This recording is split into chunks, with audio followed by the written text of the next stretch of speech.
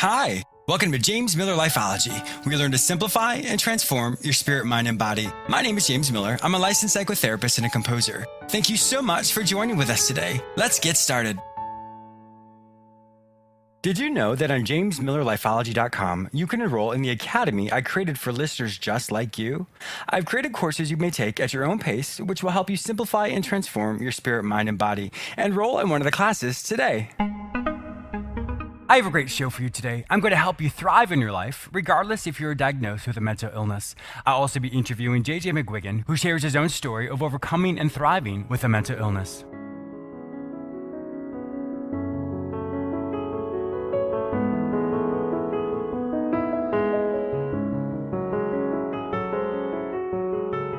You all know me as a psychotherapist, but some of you may not yet know me as a composer.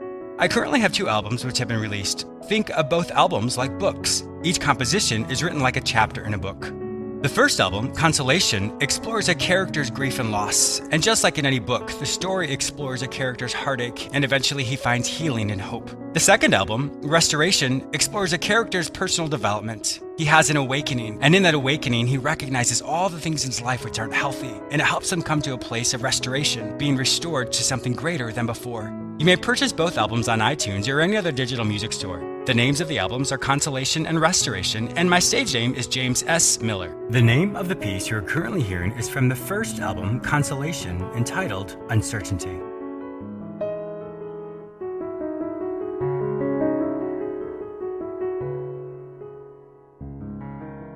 Thriving with mental illness. Many times we think of mental illness as something we see on TV. It's the quote-unquote crazy person that's running down the street screaming. Or we may think of someone who's mentally ill who does something very violent. The trouble with those Hollywood perceptions are many of us don't realize that we all experience some form of mental illness throughout our life. Think about your body. When you have a cold, or when perhaps you have a disease itself, you go to the doctor. And when you go to the doctor, they prescribe you something, and sometimes it's just a stomach bug and you get over it right away, or other times it's a chronic illness that you may have. That's the same exact thing when it comes to mental illness. Think of your mind. It's just like your body. Sometimes it gets sick. In my field, we have many different types of diagnoses, which we use to categorize different things that people go through in life. For some people, mental illness can demonstrate itself as behavioral. Other people's it's personality. With some people, it's part of their mind. And others, it's just a situation that's happened which causes them so much pain that they don't know what to do. So there are many different types of mental illness. My point in saying all this is I simply want to normalize people who struggle with mental illness because, like I said earlier, we all experience some form of that. Some we get over right away, and unfortunately, some people struggle with something for the rest of their life. I know many people who say, this is my depression, or this is my fear, or this is my sadness, or my anxiety. When we internalize what it is we're struggling with, we unfortunately allow that to become our identity. When we call ourselves what we're trying to overcome, that unfortunately becomes our identity. And when it becomes our identity, then we often feel as if there's no hope. I will always be like this. This is always what I'm going to struggle with. And yes, it may be something that you have to overcome throughout your life, but when you don't take ownership for it, that then allows you to find the treatment that you need. Because sometimes when we do say it's ours, we don't realize that there is an answer because we think we're always going to be this way. So I really want us to understand today, regardless of anything that you're experiencing, for one, there's hope. There is always hope and always an answer when you're struggling with something. For some people, they go to see someone like me, a therapist, or for others, they go see their spiritual advisor, or some people go to 12-step programs. There are many different ways in which people can find help. But the point is you have to find it. If you are experiencing something in your life, regardless if it's a mental illness or not, there is an answer for you. The more you seek for an answer, the more you will find it. Those of us who may not necessarily have a long-term diagnosis, we can definitely find compassion and hope for those who do. Remember, we're all linked together with our emotions and the way in which we view the world.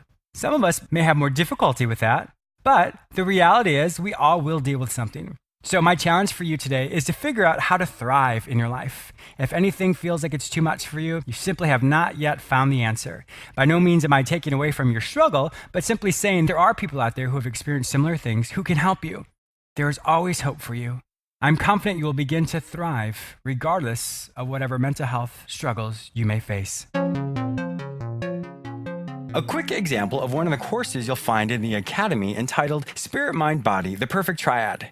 This non religious course helps you understand how your intuition, or rather your gut, your logic, and your body all work together to help you overcome any obstacle you may face. Enroll in the class today. JJ McGuigan is a survivor and a thriver. JJ was diagnosed with depression and OCD at age 16. He is now a guitarist and songwriter who placed as a finalist in the VH1 Save the Music Songwriting Contest. His music has been heard worldwide on hundreds of stations. He is now using his platform to advocate for mental illness. Welcome to my show, JJ. Thank you very much for having me. It's good to be here. Yes, it's a pleasure to have you on my show. Now, to be a finalist for the VH1 Save the Music Songwriting Contest, what an honor. Yeah, it was huge in the fact that, it happened fairly early on when I first started to take songwriting up as seriously as a profession. Uh-huh. And it gave me a boost of confidence and sort of some, I guess validation might be the right word. Mm-hmm. In that, what I'm pursuing is something that, I can reach people at doing. Well, congratulations on that. And that's absolutely wonderful. Not only did it, like you said, validate you, but it also launched you maybe in a different direction that's what you had originally thought you may have gone in. Yeah, basically I had no idea how to make it in the music industry when I first started, along with a lot of people. Really, it just came down to doing research on the internet, and one of the things was entering songwriting contests, and that was the biggest one that was around at the time. That's a big one, yeah. Yeah, and it just kind of, I said, well, why not? I'll just enter it and see what happens. And I was able to finish in the finalist category, and it was a good launching pad to really more internal than anything external. Yeah. Really something that I could use to say to myself, hey, look, you made it pretty far in a pretty big contest, and keep giving it your all and keep going for it. And sometimes we need to have those types of things, pursuing something to kind of keep us going when it gets to like a lull period. That's very true. Well, let's jump back for a second, because I want my listeners to maybe have a little bit more backstory on before we get to some of the amazing things you're doing now, because I know you're advocating for mental illness as well. In the intro, I'd mentioned that you had diagnosed with depression and obsessive compulsive disorder. Would you like to tell us a little bit more about that? Because I'm sure, going through your life and feeling as if things, maybe looking at some of your peer group and not necessarily feeling like you're the same way as them, and then to get this diagnosis. Could you kind of walk us through how your life was when you were 16? Yeah, it was, for all intents and purposes, I had a pretty good childhood. I mean, and up until 16, things were going pretty smoothly. And I had, a good core group of friends, got along with relatively most people, and was pretty easygoing and laid back, but yet also enthusiastic about sports was really my main thing at that stage of my life. I played basketball and baseball. When it basically hit was at the beginning of my junior year in high school. It was several straws that broke the camel's back as far as incidents that happened. Nothing in particular really caused it, but it came to a halt at the beginning of my junior season in high school, and I had started getting panic attacks, and I had no idea what they were, not a clue. And then, and I wasn't one that would always would talk about problems. I wasn't a macho guy. I was just introverted. Yeah, that makes sense. And I didn't feel sometimes safe talking about it, but eventually I told my parents what was going on. And they immediately, said, okay, we're going to help you. And which was great, because unfortunately some people don't have that. And took me to a doctor, got diagnosed with obsessive compulsive disorder and depression. Now, had you noticed any of the obsessive compulsive behaviors prior to maybe being diagnosed with depression? Basically, what I am is a pure obsessional. Okay. I didn't have so much of the compulsive actions to soothe the anxiety. It was more like trying to sort out the thoughts in my head that, okay, what is my thought versus what is this thought that just is coming in here and wreaking havoc? I know a lot of people have intrusive thoughts, and the depression was just kind of a series of small letdowns that I just blew up in my mind. Which compounds it. Obsessive compulsive disorder is an anxiety Yeah, disorder. It definitely yeah, exacerbates it even more. So every situation you have that you may have felt depressed or let down about, all of a sudden you start to think about it and worry about it and take it a whole life of its own. So just when you're trying to deal with one thing, something else happens which then compounds it. And it's like, oh my gosh, there's so much going on that I know which way is up. Does that sound about right. right? Sounds totally right. Yeah. And it came to really just I had to stop everything. Baseball or basketball, I had to quit playing. Baseball, I continued to play, and I lost a few friends Mm. that were very close to me. I didn't lose them permanently, but for that year or two, that first year or two, they just didn't know what to do. Yeah. It wasn't that they were against me. They tried to help and tried to be there, but they had no clue. And I Sure. was just having panic attacks all the time, and it was just hard to maintain friendships. I'm sure it was, and that's one of the difficulties I think with anybody. It doesn't really matter what age you're at.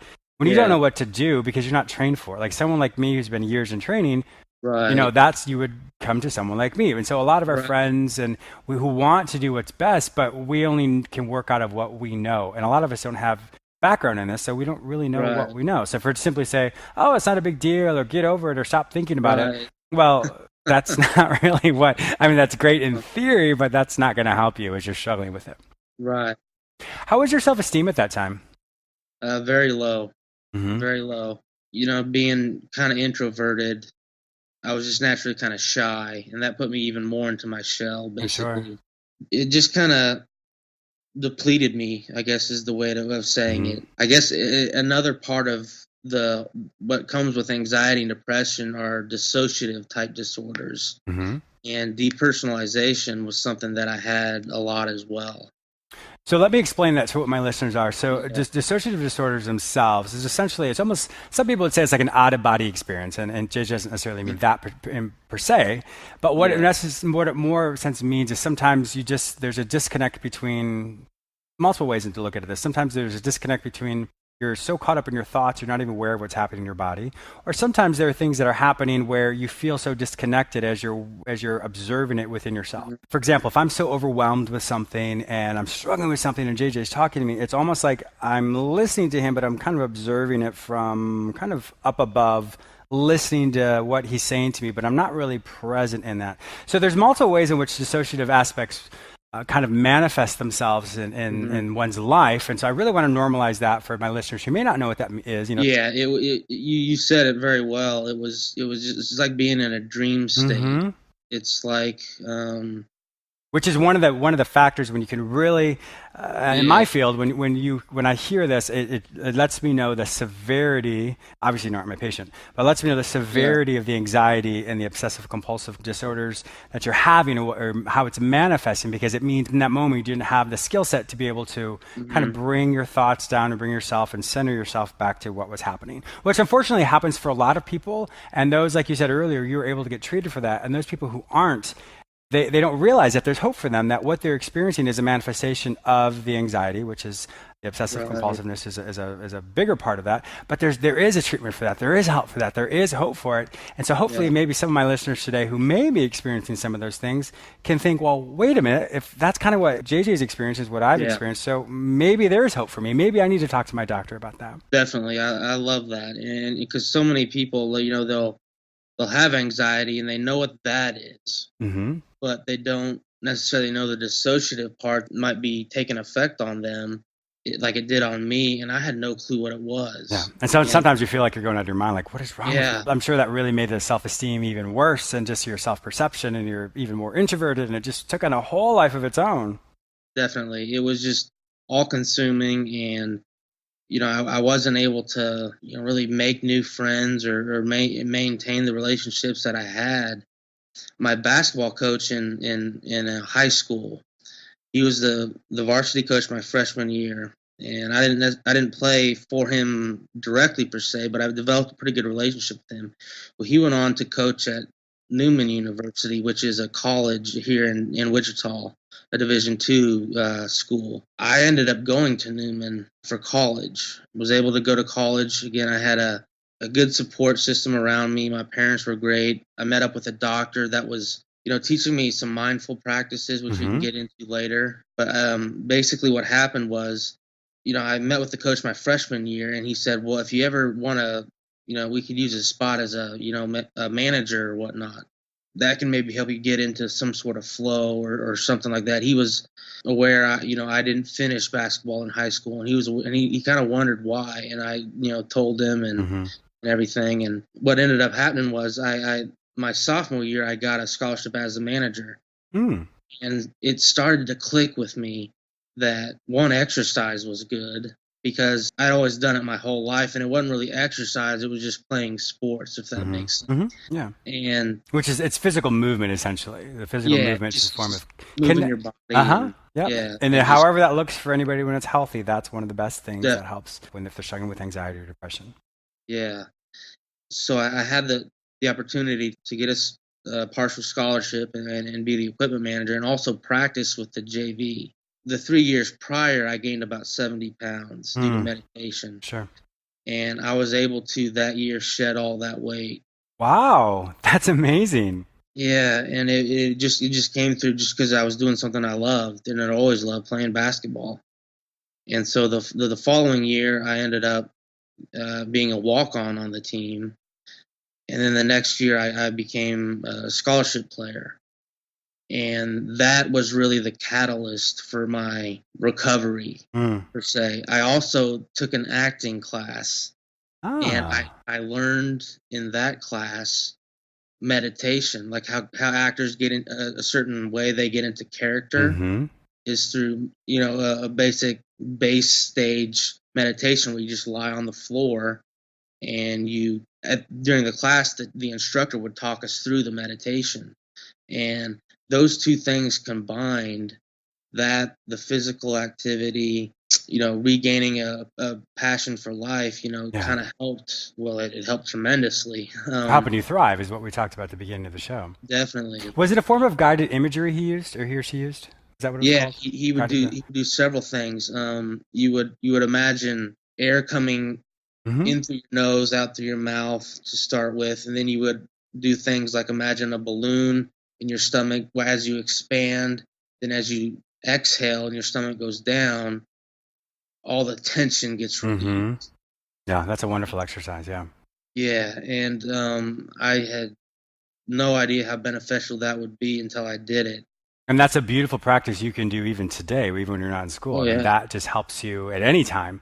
That's yeah, we all when we learn those wonderful techniques, those are priceless because they help us get through the day to such a wonderful way, so we can do the totally. things that we love and that just make up who we are. Not necessarily have to worry so much about maybe intrusive thoughts or all these other things that may happen. Hmm. And that may be something you struggle with for the rest of your life, but you're now having a lot more of these tools and techniques which are helping you thrive. We keep coming back to that word thrive, and so that's just Hmm. really exciting to hear. Yeah, it was like you said, it's a priceless tool to learn. Well, I wanted to But jump ahead just for a second yeah, here. So one okay. thing I wanted to ask you this specifically, so once you kind of found your place in college and you really, using the meditation and being and the sports and getting your self-esteem back, when did the music really start to manifest itself in you? It started. Well, I began playing drums at 13, Mm, and then picked up the guitar at 19. Really, it was my the year I was the manager, the equipment manager. Was when I picked up guitar. And once basketball really started to wind itself down in my fifth year, I was a fifth year senior, and mm-hmm. so I was a student assistant that year, and that was the year that I really got into songwriting. I was Wow. 22, 23. It was the following year that I entered the VH1 contest, and so ever since then, music's been number one for Yeah, me. that's Really, amazing. When you're performing on stage, what's different for you on stage than as a person talking to me, maybe right this now, or just maybe by themselves? it really on stage sometimes I'm less nervous Mm-hmm. because I know exactly what I'm gonna say. I know exactly what what's Yeah. supposed to happen, and if it doesn't happen, I make a mistake or mess up. The crowd's not gonna start booing or Of anything like course, they're that. there to support you. Yeah. Yeah, and so many musicians, they have that image in their mind that, oh, if I hit the wrong chord, or I don't hit the chord fully enough, they're going to start booing and throwing things, which you see in TV and on movies sometimes, but that's not really the reality when you're playing, the shows we're playing right now. Sure. Well, I just think it makes you relatable. I mean, because we're all, Yeah, regardless if we're on stage or not on stage, on the radio or not on the radio, we all are just like everybody else. I'm the yeah, first to laugh at something silly that I'll do, and even by myself, I laugh about it because it's funny. mhm, Not that people would yeah, laugh at you because make a mistake on stage. But my point is, we're all so relatable. We're all, yes, some days we're totally on point, and other days not so much, and that's just life. yeah. That's huge. That's a huge lesson to learn. Is that Hmm. you want to be careful putting people on a pedestal, because we're all, in my opinion, we're all equal in Yes. our essence. We're all the same.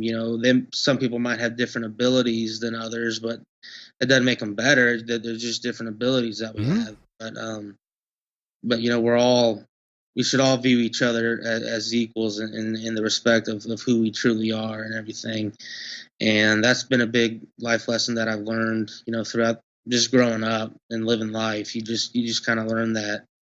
But I think also, maybe when you were growing up and struggling with Hmm. some of the depression and the OCD and all that, for me, Yeah. when I hear that, and just in my own life growing up as well, I think some of those own hurdles and obstacles that we've overcome, it really makes us have more compassion and Definitely. understanding and forgiveness for the people around us who may make a mistake. And so I think Hmm. sometimes the way that we grew up, it may feel a certain way at the moment, but later down the line, it really helps Yeah. us understand the world around us in a greater way to really give, let things go much more quickly. To be like, something may annoy us, but we don't hold on to it. We really allow that person, maybe give them the benefit of the doubt, or just really say, yeah, maybe they're just having a bad day. But so I think sometimes people who have some of those bigger struggles in different Hmm. times in their life really helps them later on navigate some of those things maybe a little bit differently than people who haven't had maybe a struggle when they were growing up.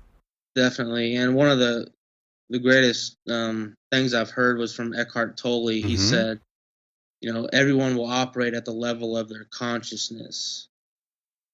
Obviously, if you go through things like we have, and have developed a more sympathy, compassion, love, your level of consciousness might be consciously greater, but everyone has the same potential. Exactly. So that's why, when people who maybe aren't as sympathetic or whatnot, you don't really want to lash out at them. You maybe want to try and help them grow if you can. Hmm. And And realize and that they're a different part in their life and their own journey. yeah, totally. And so it's not necessarily that they're a bad person. It's just where they're at right now. It's just kind of important to just honor where everyone's at in their own Hmm. life. I totally agree Really with you. see the potential in everybody, I Yes. think. Yes. Tell me more about the mental health advocacy that you do. Yeah, it's really just getting the word out.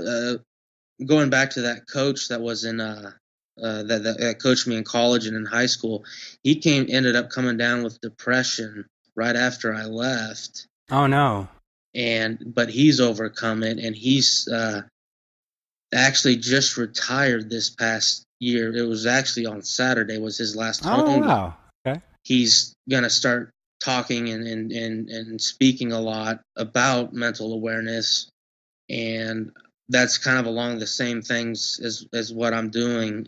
Just any chance I get, I go and talk about it, and I'll show it. Can be something as simple as sharing something on social media. Anyway, I think in the music itself, Hmm. it kind of speaks to it as well. Yeah. And if I'm playing a show, I'll simply make a statement. I myself have struggled with certain things with mental health, and if you feel you're alone, you're not. And if you feel you need help, please get it. It's just one of those things that I'm getting started with, and I'm gonna do for the rest of my life, Mm. because You're I know. literally you're literally using your platform when you're on stage to be able to Yeah. let people know that, hey, this is, you're normalizing it, letting them know there is a way out. There always is an answer. You just simply have to look Mhm. for it, and really helping them realize that regardless of where you are in life, whatever platform Right. you're at, whatever, how successful you are, how well known you are, whatever it is, we all are linked together and we all can help each other. definitely. And that's the message we should all be sending to each other, just like you are. And I think it's great, and I think it's something that, it wasn't around a whole lot when I was 16, as much as it is now, which I'm very happy that it is. Getting more into the awareness of people, mental health, and just learning that there's help out there. Mm-hmm. You might not find it your first try, but just keep trying and never give up, and you'll find the answers mostly within yourself. You'll find them, but everyone's here to help each other out along the way. Exactly. And JJ, I don't know your background. This is really the first time I met you, but it's really nice for me to hear, maybe just because I've been in this field for so long, I know when someone's struggling with something, and I can, with all my history of knowing this, I can kind of picture you when you were 16 years old and how you were struggling. Yeah. And so just with the clients I've worked at that age as well. But my whole point in saying that is this: hearing you talk now, hearing you how you use your mindfulness techniques, how you use some of your meditation, how you use some of some cognitive behavioral therapy. That's fancy words to basically say being aware of your thoughts, which then determines what you do with your behaviors. So all those things to say is I really want to validate you and how well you've really overcome this, to hear you be able to speak and talk about it on the other side of it. And sure, you may still struggle, etc. But for you to be able to sit here and talk about it as someone, like I said, who is thriving, who's on the other side, I want you to know that I hear that in your voice and I hear that about you. And I'm very honored to have you be on my show talking about your life and how you've overcome this and the hope that you're going to instill in all my listeners today as well. It was an honor to be here as well. Thank you very much. Wonderful. So one last question I always like to ask my guests. If my listeners would like to find out more information about you, where will they find your information online? I have a web page, jjmcguiganmusic.com. McGuigan is spelled McGuigan, and it's just jjmcguiganmusic.com. Really, you can leave me a message. You can leave me a comment. You can also find me on Facebook, just my name, JJ McGuigan. And there's a music page if you are struggling or anything and want to hit me up, for anything I can do for you. It's right there. It's such a big part of it is just being connected the best we can to each other and everything. Exactly. Once again, thank you once again, JJ, for being a guest on my show today. Thank you so much for having me. I also want to thank you, my listener, for joining with me today. Please subscribe to this radio show through whichever portal you joined with me. Also, please go to my website where you may sign up for my newsletter, enroll in the Lifeology Academy, watch my YouTube episodes, and read all the articles I've written just for you. If you'd like to become a guest or advertise on my show, simply visit jamesmillerlifeology.com. You may also follow me on all social media platforms under the name James Miller Lifeology, except for Twitter, which is James M. Lifeology. Have a fantastic day, and I look forward to speaking with you very soon.